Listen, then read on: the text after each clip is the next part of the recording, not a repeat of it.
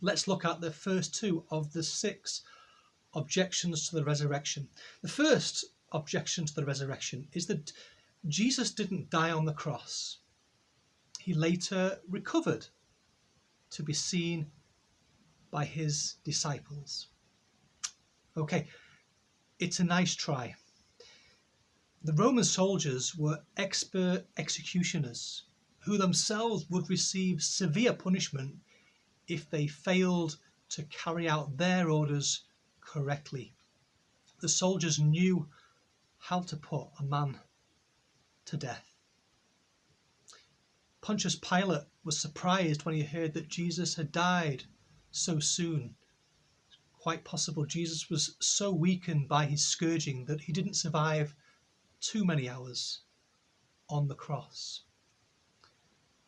And John's Gospel tells us that the soldiers came and broke the legs of the thief crucified to the left and one to the right of Jesus.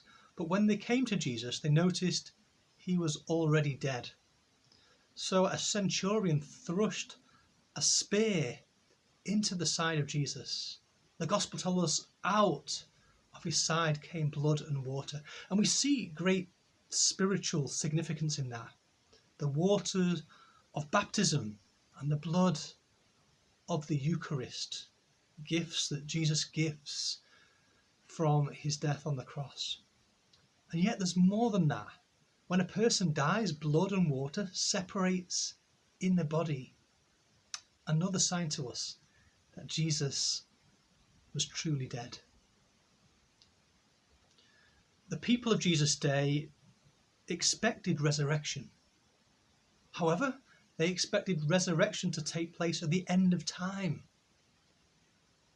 Jesus' resurrection from the dead was unexpected because it was showing that God's kingdom had broken into the here and to the now. Nor was Jesus' resurrection the same as resuscitation. In the Gospels, Jesus raises 3 people from the dead. You remember Lazarus, chapter 11 of the Gospel of John, the daughter of Jairus in Mark 4, and the son of the widow at Nain in Luke 7. Each one of them was brought back from the dead by Jesus. They were brought back to a life they knew before. They would once again die. But the resurrection was different. Resurrection of Jesus is not resuscitation. His was a passing through death to a new form of life, with a risen and glorified body which was animated by the Spirit. And the Gospel accounts are certainly strange. The risen Lord ate with the disciples, spoke with them, they touched him. This was the same person. This was the one they knew as Jesus of Nazareth, and yet there was something strange. Sometimes they could only recognize him by the faith. Sometimes they didn't recognize him. Sometimes Jesus had to be the one to reveal that it was truly he in their midst and he was truly alive. The second objection to the resurrection: the disciples were hallucinating.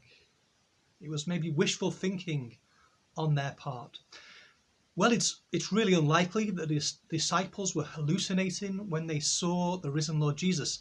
St. Paul tells us in his first letter to the Corinthians about the many people, including 500 people on one occasion, who saw the risen Lord, and mass hallucinations don't really happen. In any case, were Jesus' disciples, fishermen, likely to experience hallucination?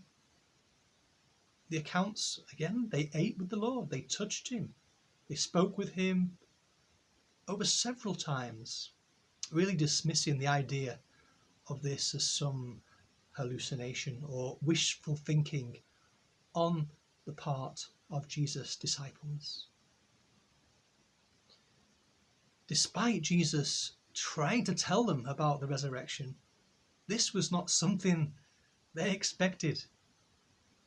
If you remember, at first the apostles, they didn't even believe the women when they came to announce this good news that Jesus is risen and they have seen him. Next time we'll look at the next two objections to the resurrection and give a response. God bless you.